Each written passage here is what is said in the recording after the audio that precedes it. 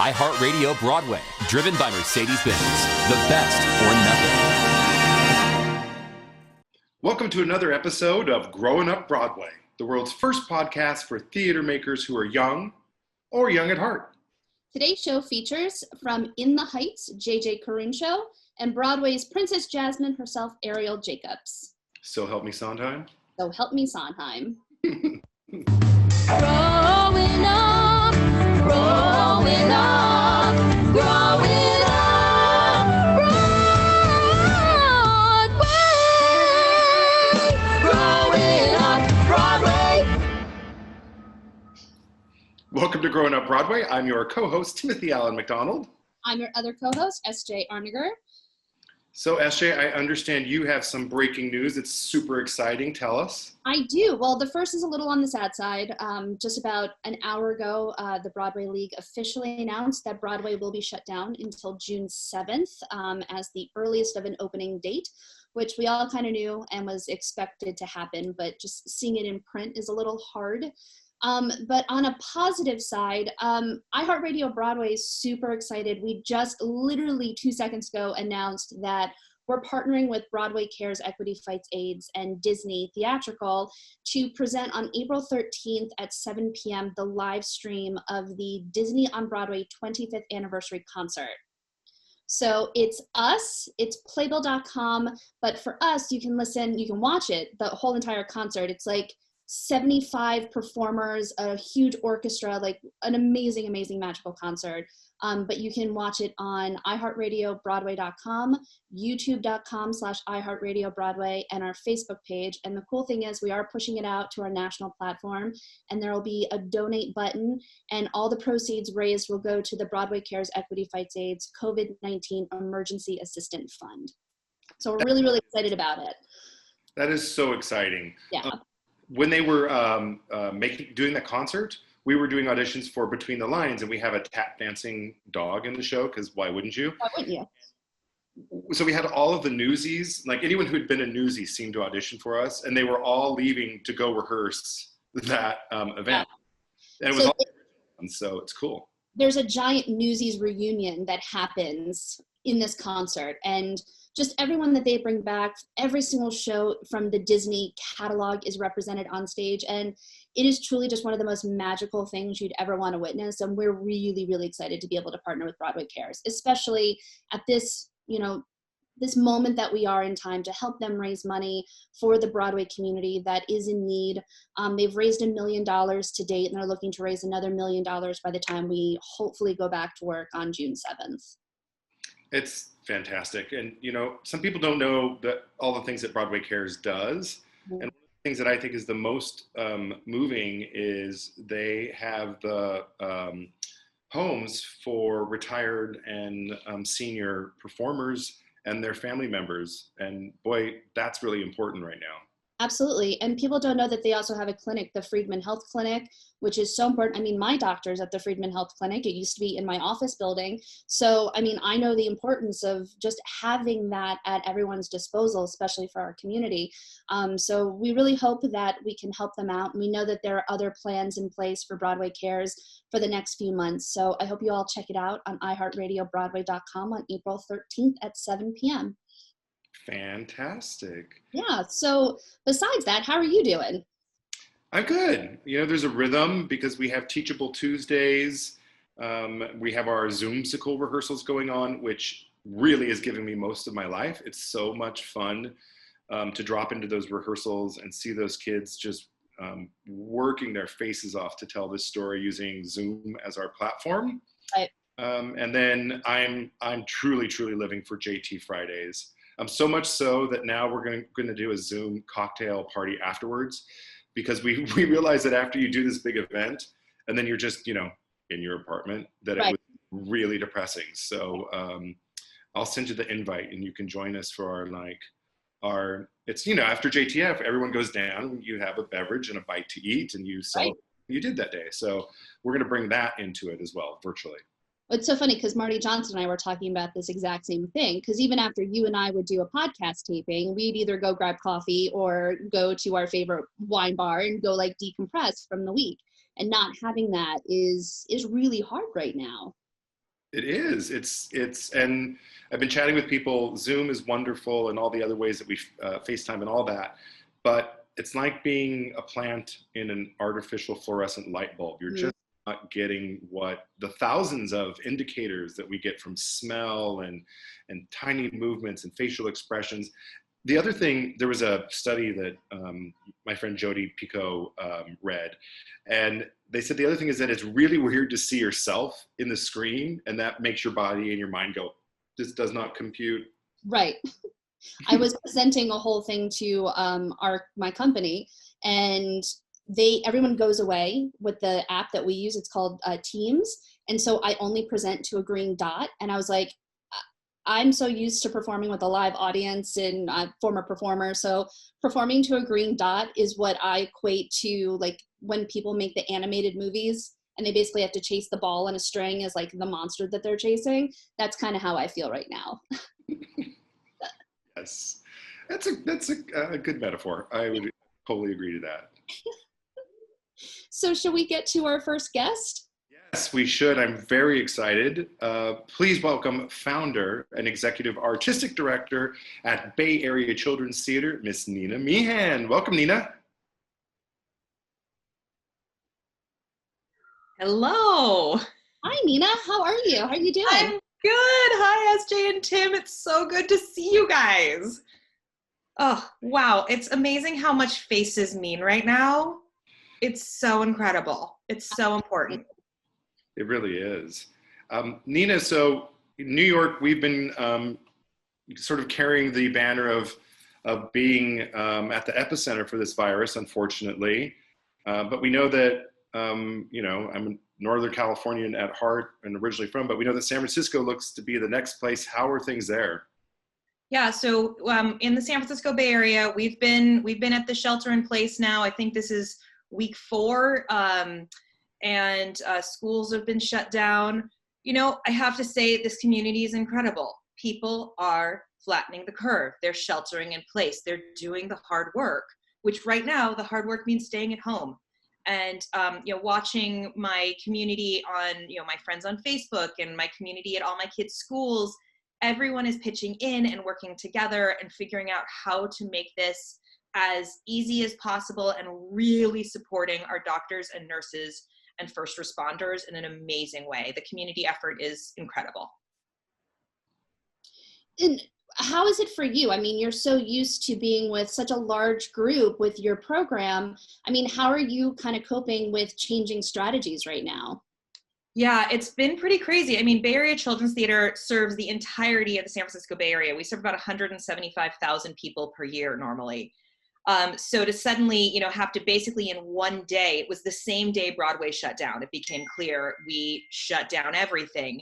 And we just had to pivot as fast as we could and said, okay, what can our programming do to keep bringing kids and families together around the idea of imagination, creativity, joy through connection? How can we keep doing that? So my team and I started dreaming, and within 2 days we were building an entirely new program because that's how everybody in theater's been doing it, right? So we've been able to be at least attempting to reach folks and helping out parents and keeping kids' imaginations going during this time. Because for me, if a child is imagining and if a child is creating, then there's still hope in our world. So you just launched a brand new online initiative. Can you tell us a little bit about that? Yeah, so we created something called Creativity Corner, and we're releasing about 2 episodes a week right now, and it's basically online creative drama, but with then a take-home art activity. So it's really, it's great for our youngest audience members, 3, 4, 5, 6, 7-year-olds. And as a mom of a 4-year-old, an 8-year-old, and a 12-year-old, I can tell you it's really great to have these kinds of things right now. And so we have 4 characters. We have Dame Giggle Goose, who's a queen. We have Chef Olive. We have our explorer. And we have Mimi May the mermaid, who's, of course, a singer. And these 4 characters come and give a little lesson that keeps kids' imaginations alive around singing or moving or storytelling or creating a character. And then the kids can download, well, the parent can download and print an activity sheet that the child can then fill out and draw and work with a mom or a dad or whoever's available. And then they send it back to us and we put it on the website in these galleries. So we have galleries of kid art, which has been, I mean, Tim, you were talking about watching those rehearsals and giving you life. I just like go and like click through those galleries and I'm like, oh, this is amazing. I think we have some pictures, don't we, Dan? Hi, Dan. Oh, by the way, shout out for Dan Mertzleft, who's keeping all the magic behind the scenes. He's our master. Oh. So this is the kind of submission we're getting. This is from our very first episode where Dame Giggle Goose asks you to create a crest of all of your favorite things. So this is basically character creation for 4-year-olds. What does your character like to eat? What does your character like to do with their free time? What do they love the most in the world? And so kids have been drawing and writing and sending these to us. And then our latest episode, the explorer goes into this crazy world where there is all this really weird weather. So like it's raining noodles. And then we ask the kids to make a weather report for what is the craziest weather you can think of. This is so amazing. I mean, just the fact that you're giving kids and parents the chance to have these activities to do. And the San Francisco Chronicle just gave it a date book pick, which is a really big deal. Can you tell us a little bit more about that? Yeah, so the San Francisco Chronicle, of course, just like all of us theater companies are looking around going, what is theater in this world of social isolation? Our San Francisco Chronicle theater critic, Lily Janik, is reaching out and saying, hey, what are folks doing? And she's covering non-traditional theater. So we got a critic's pick for Creativity Corner this last week, Sunday, which again, for right now, our goal is to just spread the word and give this out as a resource. We also are hearing from a lot of elementary school teachers and preschool teachers that they are sending it out to their families as part of supplemental educational content that parents can be using. So many of the people I know, I have a niece and a nephew who are home and many. And one of the biggest challenging things is trying to be a parent and a teacher at the same time. So having these resources available is really fantastic, especially something so imaginative and interactive. So if you're watching this and you know someone with kids, please let them know about this. It's free and it's the best. It's so well done. And you're going to give your kids something really fun to do and also give yourself a good break, which I know everybody needs. Oh yeah, I mean, this morning I turned my back for, I don't know, maybe 30 seconds and my daughter decided to color her entire face bright pink. So, it's exciting times right now. Artistic expression. Total creativity, she just wanted to be as pink as her doll's dress. Just in time for Passover tonight, so that's great. So yeah, we've been really, really thrilled to have the kind of positive, we're getting a lot of emails from parents just saying, hey, thank you for doing this. My kid needs to remember to get up and jump and squiggle and sing and create. And so that's been really meaningful for us to hear from teachers and parents from across the country. Amazing. Well, I understand a certain unicorn might make a little infusion in the Creative Corner. Indeed. You see, Bay Area Children's Theater had this little musical, little world premiere called Uni the Unicorn. It's an adaptation of an incredible children's book by someone, I don't know if you've heard of him, it's the guy Tim McDonald. I don't know. He and this amazing composer, Robert Kiki. So I don't know if you guys have ever heard of them, but unfortunately the show was actually supposed to be opening, I believe, this coming weekend. And clearly that's not happening right now. Now it's going to happen. We don't know when, but it's gonna happen. But in the meantime, in between time, starting in a couple weeks, we're gonna have some really fun Uni the Unicorn activities on Creativity Corner. We want pictures of rainbows. We want pictures of your best friend, the unicorn. There is so much that right now kids can dive into in the world of imagination around this notion of we all need hope and connection, which is what the story of Uni the Unicorn is all about. So keep a lookout in a couple weeks on creativitycorner.org. We're going to start having some Uni the Unicorn specific content. And maybe, Tim, I hear that coming up in a couple days, there might even be another announcement about Uni the Unicorn, the musical. Just a rumor. Oh, yes, there will be. If you tune in on April 17th, I believe that's correct, yes, for our JT Fridays, there's going to be a big announcement about Uni the Unicorn that I'm out. And if you don't know the book, look it up online. There's so many great ways right now. A lot of libraries are doing free downloads. There's a couple in the series, and it's really, really fun. And it's a message of hope. Yes. Dreaming, hope, imagination. All the important things. So for our listeners and our watchers now out there, where can they go to find the Creative Corner one more time? So it's www.creativitycorner.org. Perfect.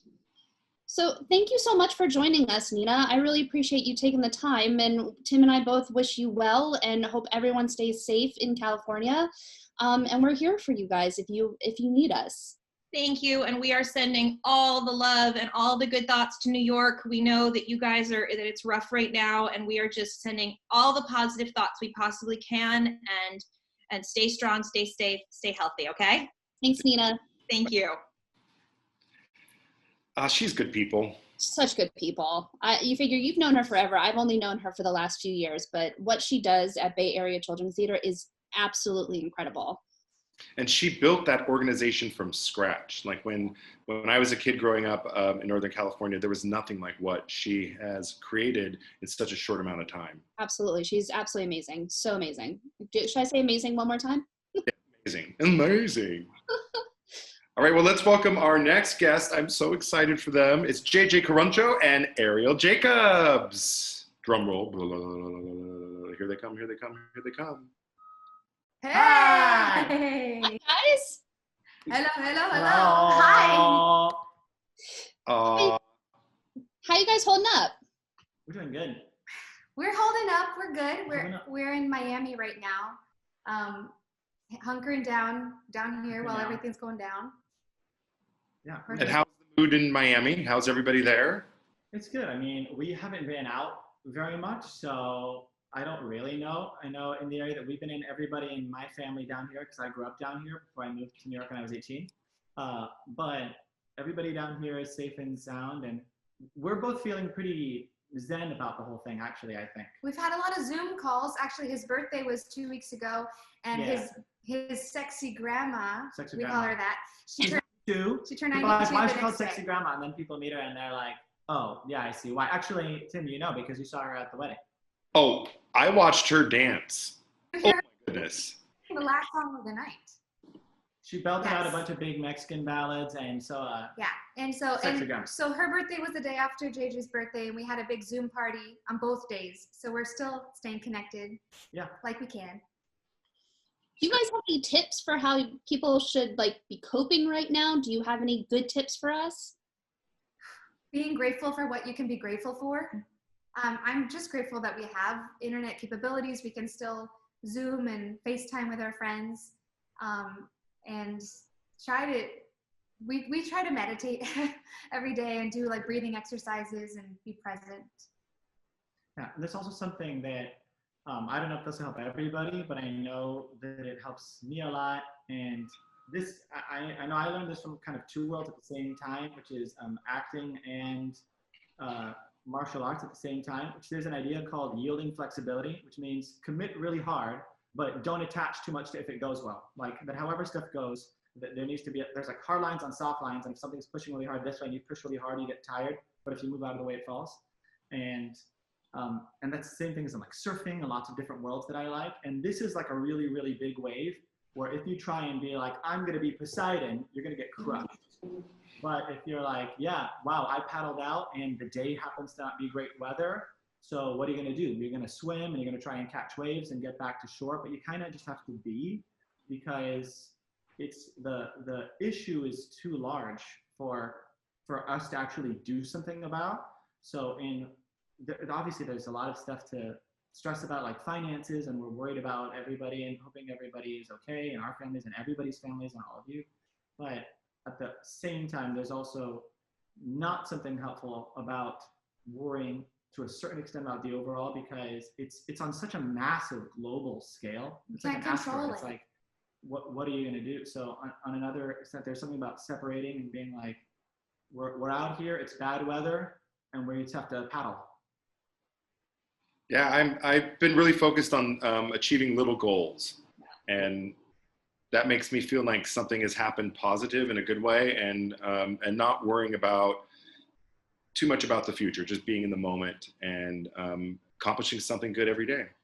Yeah, and you know what I thought? There was something, we went to Greece earlier this year. Last year. Last year. And when we were in Athens, we went to the Temple of Dionysus, which is the first theater, like where they made the comedy and tragedy masks. And I remember something that was really moving to us was that it said, so right now it's all rubble because it's ruins and it's so ancient, but they said that the theater company, the Theater of Dionysus, that company ran and rep nonstop for 1,000 years. And it was so long ago that now it's all ruins. So it ran for 1,000 years, long enough ago to be in ruins.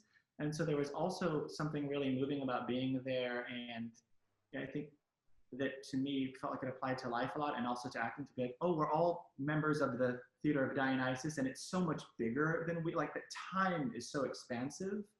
And so We're going to get through this, and the shows are going to come back. Shows are going to come back. We're all going to still be able to tell our stories. Like, but theater was around before the bubonic plague. This is a little moment, a little blip.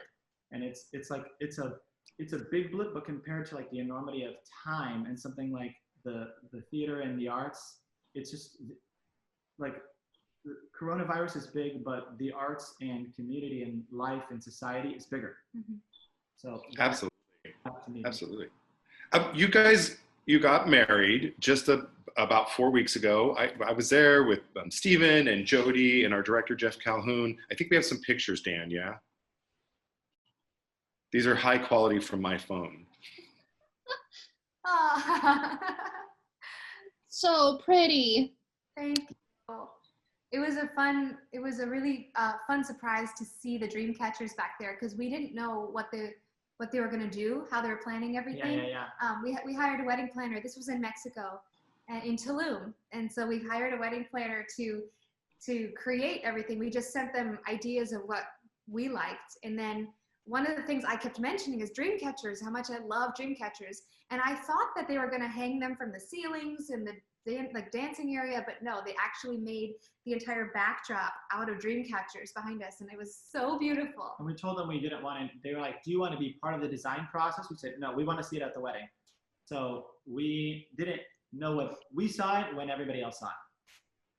It was beautiful. And the rain held out. It was just like misty enough to give it some, beautiful lighting. The food, every guest who was there was just more special than the next. And your family, and oh my God, that band. We had a live Cuban band. That was really fun. But before that, we had all of our friends perform for us, which was something we said we wanted to have them not give us gifts, because we don't need things. But we said if they want to share what they love, that we're going to have a section during dinner where people could go up and sing a song or read a poem or whatever. And so we had all of our friends jump up there. It was so special. It was like the best concert wedding ever. Yeah. and yeah, it's too like that. The best part of it all was we wanted to be surprised. We don't know. I don't want to know what's gonna happen. Yeah. So we had one of our friends be stage manager, and then they all signed up with her. So we didn't know who was singing. We didn't know who was doing anything. And then we both surprised one another by doing surprise. We both were like, to be clear, we're not performing. We're like, we're not performing. And then both of us had the same idea to do a flash mob at the wedding with all of our singing backup with the same friends. So all of our friends, I was with all of our friends, like, keep this secret. And so they were keeping it from her, but also keeping the secret from me, that they were also rehearsing with her and keeping. That's amazing. Awesome. It was so much fun. So with, Ariel, when all this happened and Broadway went on pause, you also had an unexpected closing night in Aladdin. I did. Can you tell us a little bit about that? So after the wedding happened, I was supposed to go back to New York and have my last 2 weeks as Jasmine. And after 3 performances, well, in the 3rd performance back, we were like, you know what? I wonder if this is my last show. I wonder is Broadway going to close? When are they going to close? Is this my last show and I don't even know it? And so I finished that show, and the very next day, they made the announcement that Broadway was shutting down. And I knew I only had 10 days left, like a week and a half left. So I was like, wow, that was it. That was my last show, and I didn't know. So yeah, it was really unexpected. It was very sad to not get to have the experience of closing the show I've been doing for over 2 years on Broadway, and then 6 months in Australia before that. So it's been a part of my life for so long. So that was really hard, but I am grateful that I had those last few shows after the wedding to just treasure that. So Ariel, do you have a favorite, what was your favorite part of being Jasmine, of bringing that character to life? I have 2 things that were my favorite. One is obviously the magic carpet. Getting to ride that magic carpet every day, and the second that it would take off, and it's actually flying over the stage. So if people haven't seen it, the carpet flies. It flies. So getting to hear the reactions and the gasps of the people in the audience was always so magical. And then also going out the stage door after the show and talking to the fans and seeing little girls in their Jasmine costumes, it was so cute. And I have actually an album, because the mom would want to take a picture of me with their little girl as Jasmine, and I would say, wait, take one with mine. So I have on my phone an album of me with all these little girls as Jasmine. That's amazing. So one of the other reasons why we have you on the podcast is you're also in Between the Lines, which was supposed to be in rehearsals pretty much now, correct?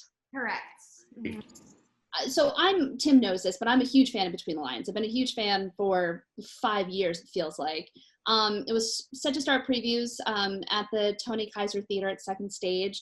Tell us about the show. Tell us about your journey with the show and kind of the feeling right now of not being able to be with your cast. Right. So we were supposed to be in rehearsals right now. And I've been a part of the show for several years. I did the world premiere production in Kansas City a few years, 2 or 3 years ago. I don't know. But yeah, it's a fantastic show. It's my favorite show. And it's based on a book by Jodi Picoult and her daughter, Samantha Van Leer. And the story is so touching, and it's really easy to connect, I think, for a lot of people, because the story's about this girl who feels like the world is giving her a reality that she wouldn't choose for herself, and she feels very stuck in this story that she doesn't want to be in. And the journey of the show is her trying to figure out how to take her power and create the reality that she wants, and not feel like she is powerless and not feel so trapped. So I really love that it really can be a story for everyone, because everyone can feel like that. Everyone has felt like that, has felt like they're experiencing a reality that they wouldn't choose, that they don't like, and that they want to get out of, and how to then choose to write a story that you want to be in instead of surrendering to one that you wouldn't choose. And also the music for the show is just so fantastic. And I have to say, Tim also knows this, I wake up with Talking to Oliver and Best Day Ever at least once a week. I wake up with those songs in my head. So they're earworms, and it's just joyful music, which I think I personally can't wait for audiences to be able to be a part of.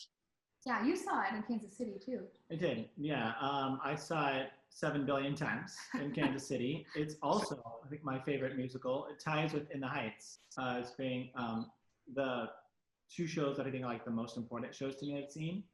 I love it. I think it's just an amazing balance of, it has so much heart and so much soul, and there's an element, I think that a lot of people, when they hear about it, think it's a fairy tale show, and they're like, oh, it's a lighthearted show, and it's not. It's a show that happens to have a fairy tale world that a guy's not happy in the story. just so that people know.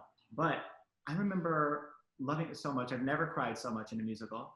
And I remember that there was a few different times when I saw it when the same kind of thing would happen, where during intermission or after the show, I remember one time in particular, there was like a big man who was there with his daughter and his mother at the show. And they asked the little girl first, they said, what did you think about the show? And she was, oh my God, I loved it. And he said, well, what did you love about it? She said, oh, it's about me. It's about me, because she thought that the best friend was her. Best friend. Jules. Jules. She was like, oh yeah, Jules is me.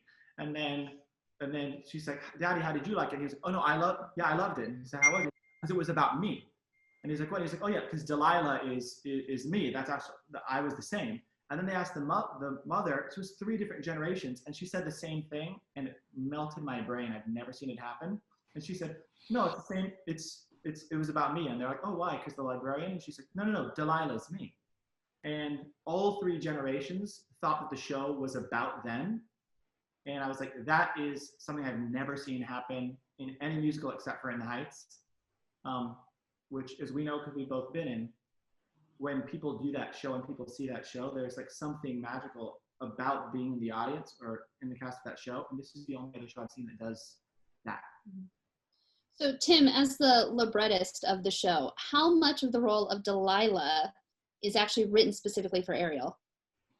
At this point, all of it, because we've had Ariel has been a part of the show since basically beat 1.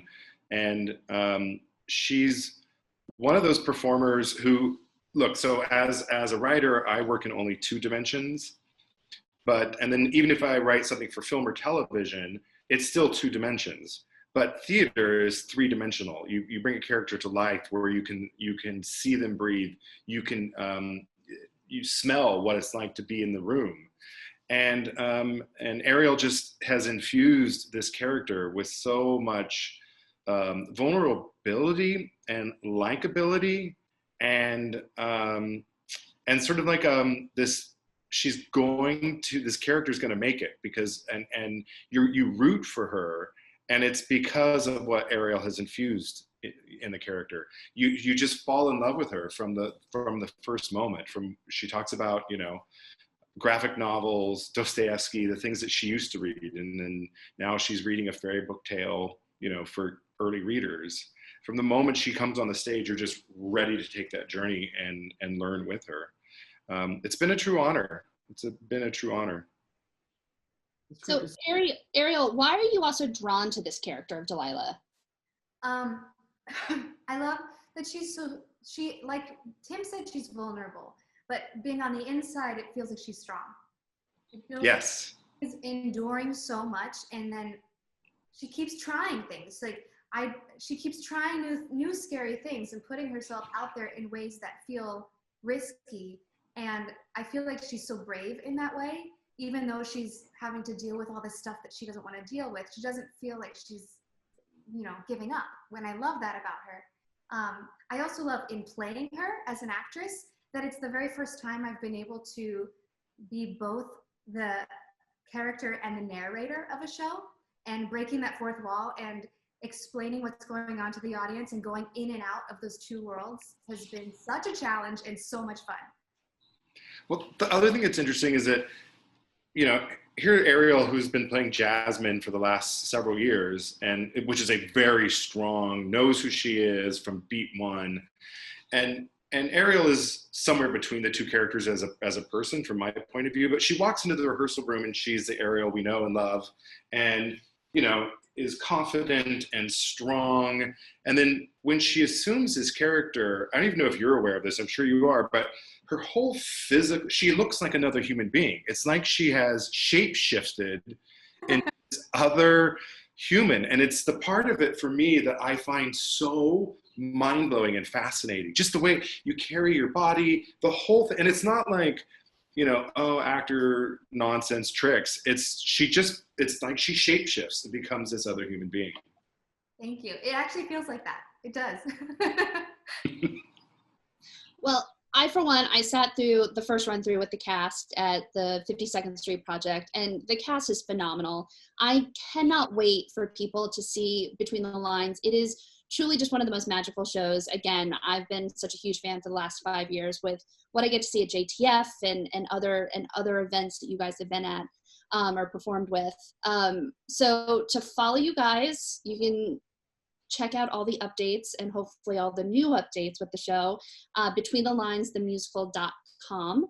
And I know, Ariel, there's some social followings too, where you guys are doing some really cool projects. Yeah, so check out Instagram, it's BTL Musical, and I believe it's the same Twitter handle as well, but they're posting videos and songs and some behind the scenes stuff from when we were doing concerts before, so check those out and you can get in the know of what's to come.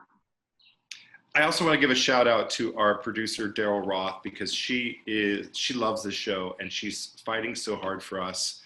And she wants to bring it to the stage as soon as it's possible and safe for us all to do that. So hi, Daryl, I hope you're watching. Daryl's the greatest. Hi, Daryl. Hi, Daryl. Also, Go ahead. no, I was going to say, the sun just came in on, so I'm like blocking out all the sun on my desk at the moment. So It's great. You have like a spotlight. I have like a nice little spotlight. It's fine. Yes.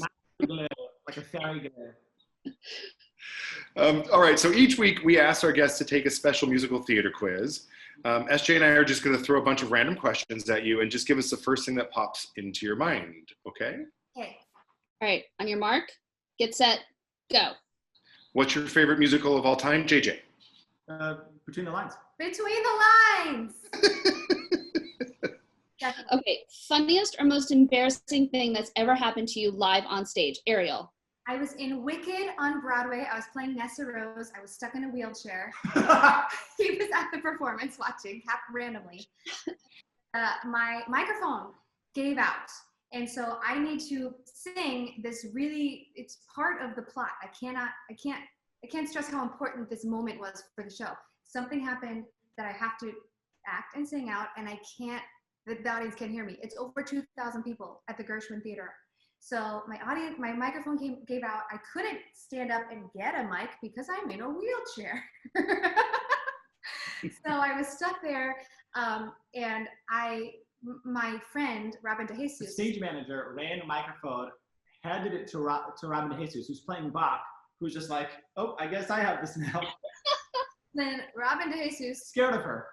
who's supposed to be scared of me, not has going to near get her. close to me enough to get me the microphone. He runs over her head back and is like, And then so they gave me this mic, and it was it was like a mic pack with one of the wires that go around the ear.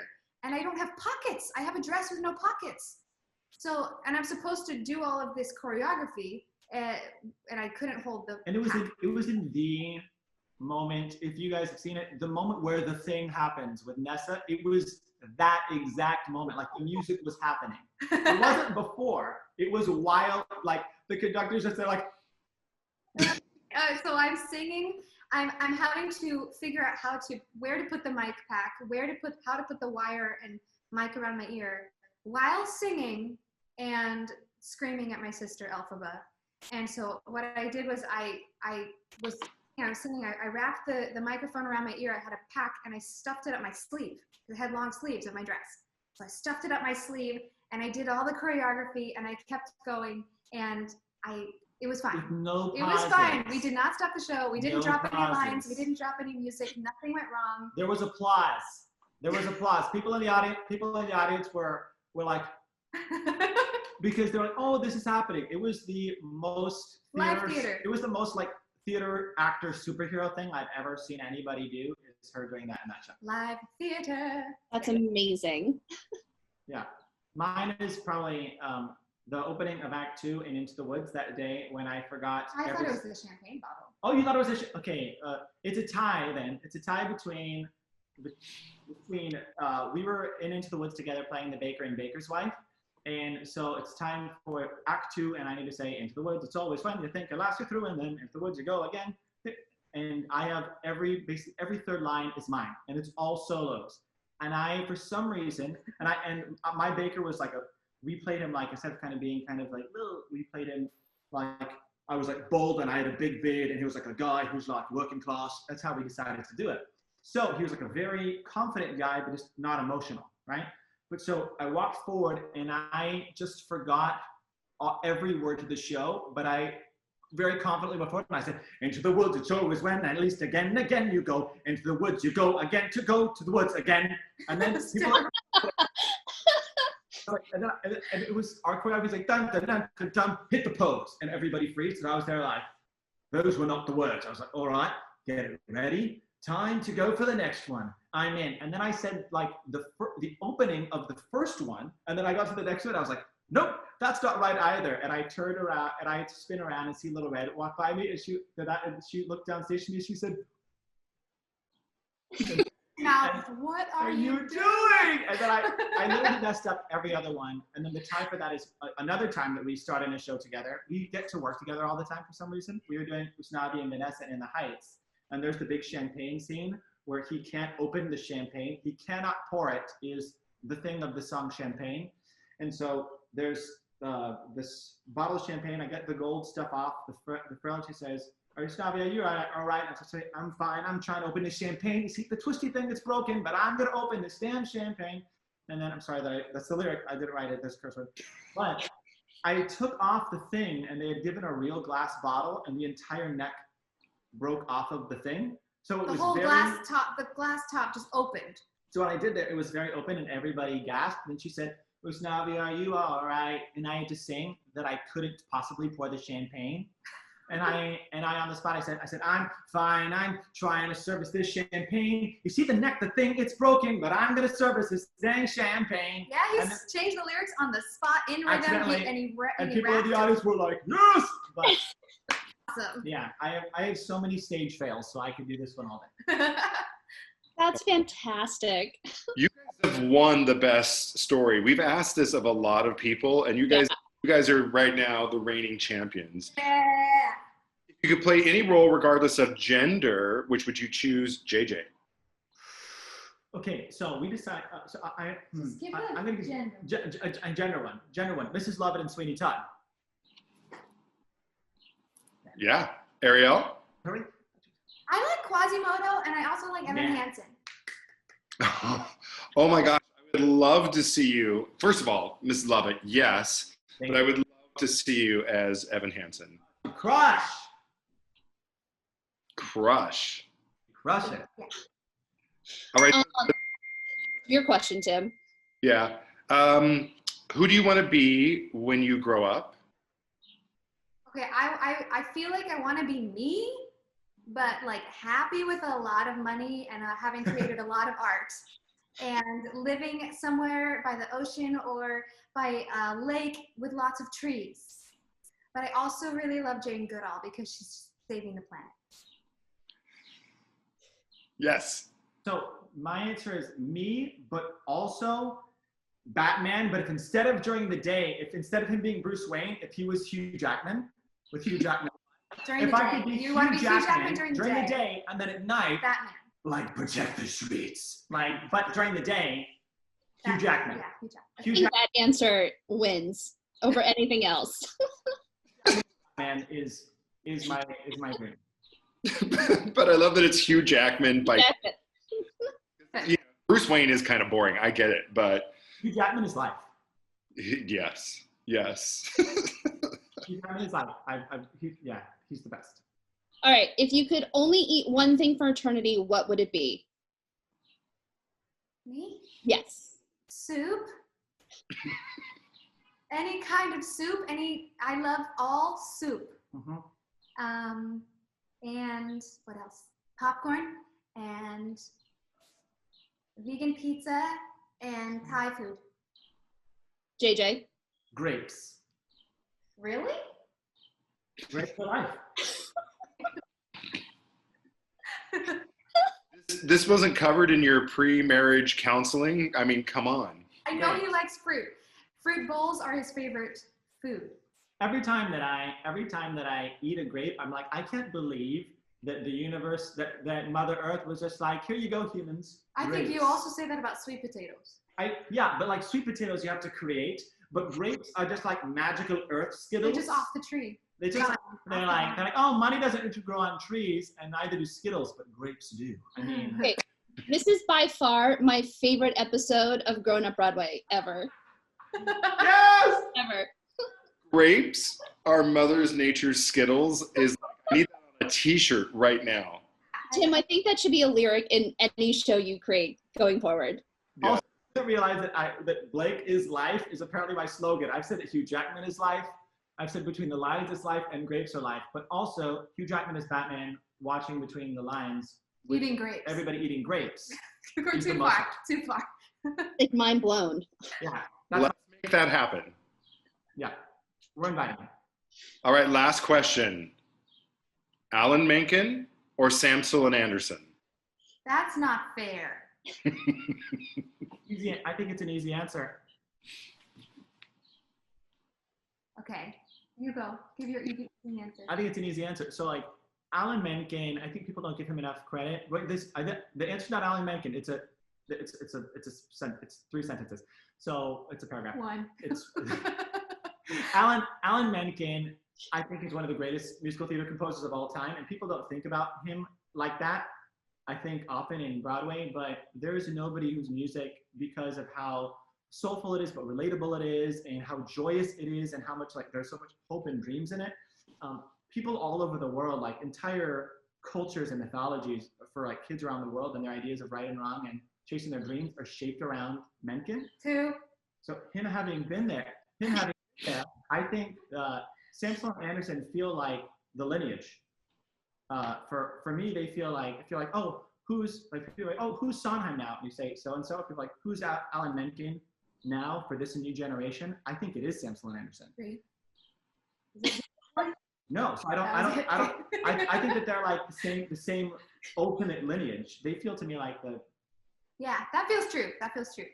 I'm gonna go with that. they feel like they're the people that take over the mantle of what he's done because they're geniuses and people just don't know it yet, but they're geniuses. You two have you've killed in the most positive way this competition. Such great answers, and also you've won an IOU for a brand new Mercedes. Oh, Tim keeps trying to make this thing happen. We're giving away Matchbox cars eventually of Mercedes-Benz for our channel. I have a baby brother, and he is going to steal it, but I'll enjoy it while I have it. Whenever there's a car in the house, he goes, "Oh, this is for Luca," and he takes it and he leaves. Aww. And then it's his. So I hear a little rumor that we might get to hear a little performance right now.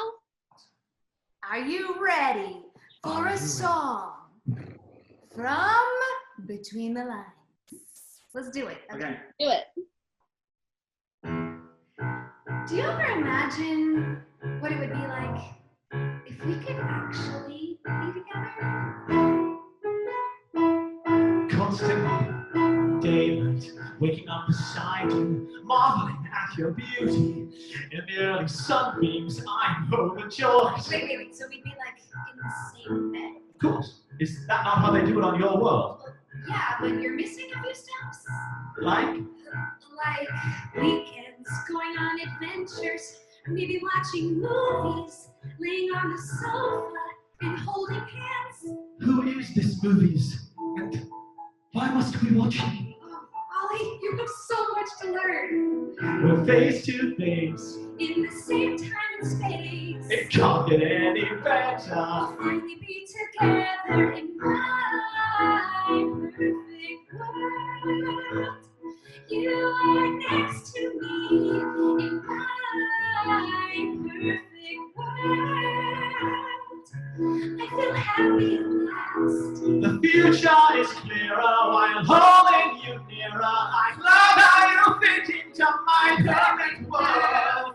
Okay, tell me more. I want to know absolutely everything that there is to know about your world. Well, in my world, the men wear aprons and do all the cleaning. Fascinating. And they always take the children to school. Oh, I like that. And they have dinner on the table just in time for the women to come home from their fulfilling careers. What fun! Okay. How about you and me and 5 little children? Maybe you mean 3 children. I was thinking 4 children. And 2 are twins. They live on a little hillside. In a humble dwelling. where I wear my apron. Right, 'cause all men do side by side. You'll be my guide, We'll make perfect duos. teach me all that you know. There's an adventure waiting in my perfect world. There's so much to do. When each day is ending, I'm happy I'm spending a lifetime beside you in my perfect world. Tell me, do you have dancing on your world? Of course, people out here dance all the time. Then perhaps you're familiar with the beggar's dance? Hitherto, the bowing to thy neighbor. Hence, the danceth to and fro. Oh God, never do that again. What? I happen to be a tremendous dancer, thank you. All right, let's see some of your amazing moves. No, I said people dance, I don't dance. One day, you will dance with me, Delilah I McPhee. don't think so. Promise me, Ollie, no. please. Fine, I promise. Side by side, I'll be your guide. We'll be there for each other, ready for another. Waking up beside you, marveling at your beauty. There'll be something I'm overjoyed in my perfect world. I there's so much to learn with Sarah Dance. you need some pops. We'll be there for each other, ready for another day. My perfect world. Waking up It's beside my perfect world. you in the kitchen. Born sitting in the kitchen. That's That's my perfect.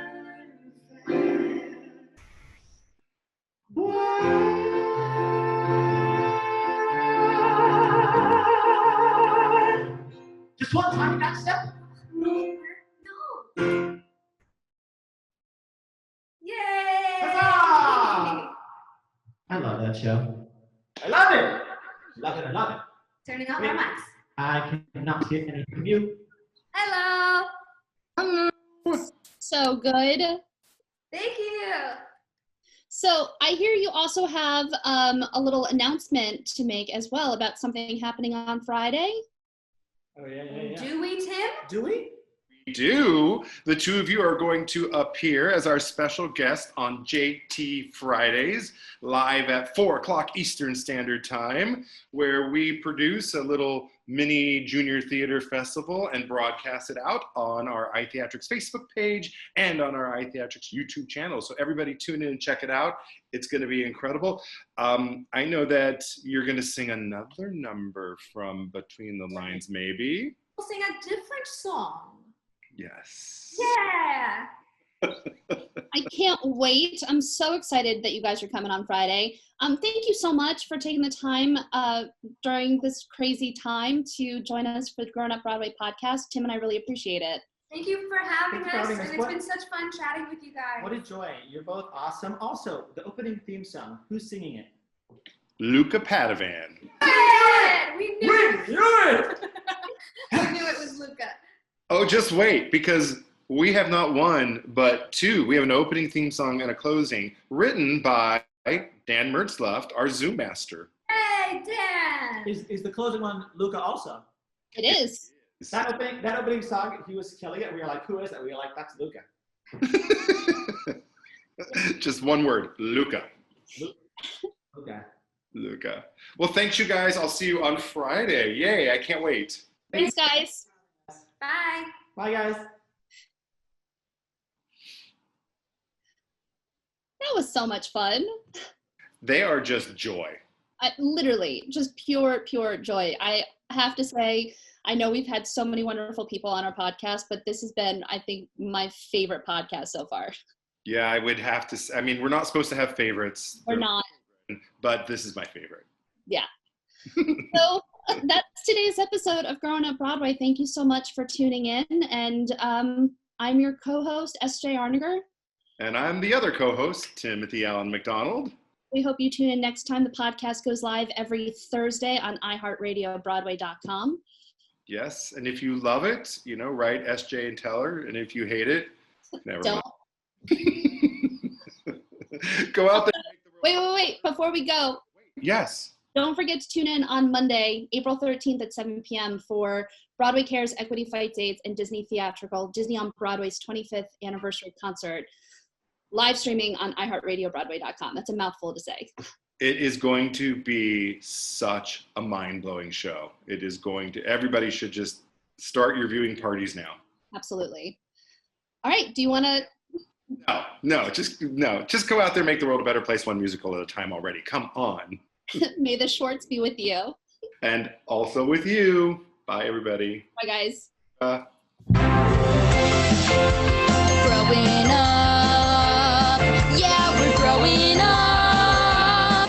Yeah, we're growing up, Broadway.